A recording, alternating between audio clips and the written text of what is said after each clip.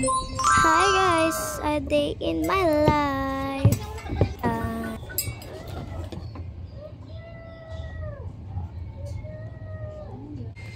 At hi guys, magubad na pala ako ng sapatos dyan. Ito naman pusang to, paepal. Kaya, iyan ako ng Crocs ng mama ko. Yan guys, hintayin niya lang ako maghubad ng sapatos. Ayan na guys, maghuhubad na po ako ng sapatos. Ayan po, nahubad ko na po yung sapatos ko.